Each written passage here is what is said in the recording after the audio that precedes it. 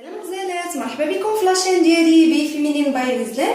اذا كنتو باقيين ما اشتركتوش في لاشين ديالي وكتعجبكم، ضغطوا على الزر الاحمر اللي مكتوبه فيه صابوني على يديكم اليسار، وضغطوا على الجرس اللي كاين على يديكم اليمين باش هكا اي فيديو تحطات او اي جديد انايا حطيته يوصل عندكم وتشوفوه. بالنسبه للوصفه ديال اليوم فانا كنقترح عليكم وصفه خاصه بالحمام اللي كتعاوننا باش نقوموا بعمليه التقشير وكذلك لصفاء البشره. يعني من مورا ما غنديروا هذه الوصفه غادي تشوفوا واحد النتيجه خطيره، كنأكد على هذه الكلمه هذه وانتم غادي تشوفوا. واحد النصيحه، ما تحاولوش تمشيو لشي حمام كيعرفكم فيه كلشي، لان الوسخ اللي غادي يخرج فريمون كيحجم.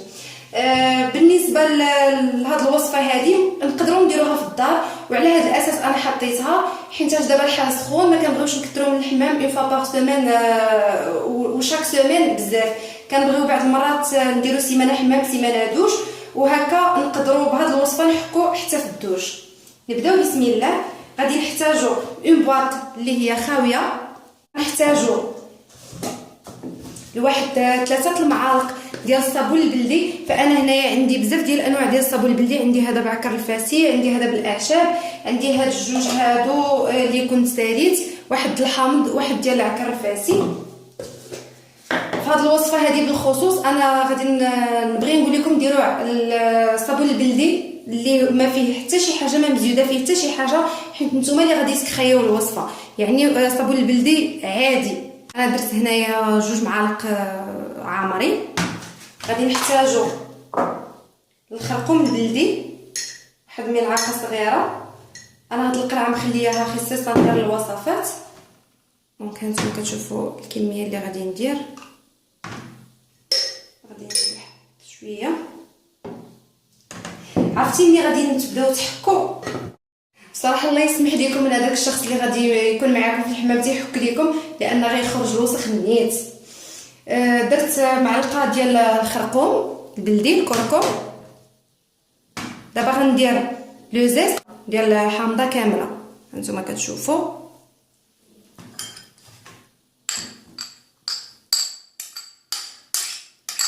هاد الوصفه كتصفي الدات، كتصفي البشره من داك الخلايا الميته، لانه واخا كنحكوا واخا كنديروا ان غوماج كيبقاو عندنا دي بو مورت مازال لاصقين في الدات. هذه غتهنيكم.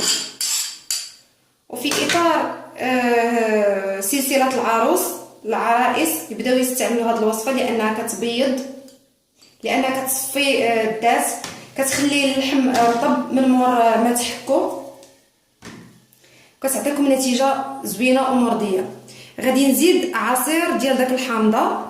نتوما شفتوا الحامضه قداش يعني متوسطه، ماشي بالضروره تكون كبيره، تقدر تكون من 2 حامضات صغيورين، داك الحويمضات صغيورين، اولا حامضه متوسطه. غادي نخوي داك العصير ديال الحامضه كله.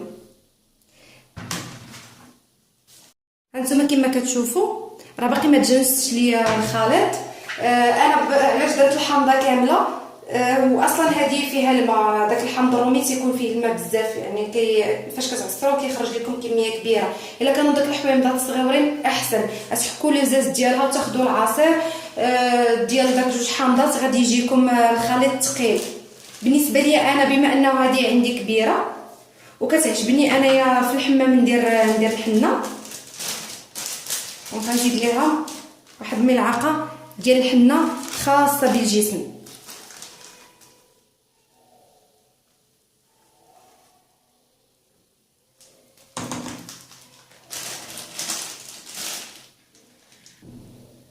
غادي نخلط هادشي مزيان المكونات باش تجانس ليا، وان شاء الله غيكون هذا هو الخليط اللي غنرافق معايا الحمام.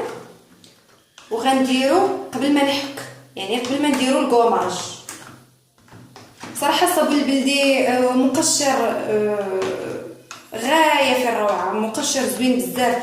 نتوما عارفين ما كايناش شي امراه مغربيه ما كديرش الصابون البلدي في الحمام، تكون كيف ما بغات تكون نوعها كتلقاي عندها اون بواط ديال الصابون البلدي. هانتوما ريحه زوينه، ريحه الحامض مع الحنه.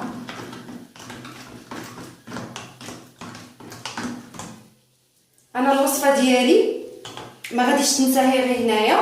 فاش كنسالي الحمام ديالي بطبيعه الحال نعاود ندير الحنه بوحديها للذات ديالي. تقدروا الا ما بغيتوهاش عاوتاني نطلق لكم في لحمكم ديروها مع الصابون البلدي اولا تكتفيو بها غير في هذه الخلطه هذه. وبطبيعه الحال عندي مقشر حتى هو طبيعي اللي انا صوبته، كنديرو من مور ما كنحك وما كنسالي المناطق اللي انا قمت بازاله الشعر منها. هذا التفل ديال القهوه وزيت البلدي وزيت اللوز الحلو وزيت الكوكو.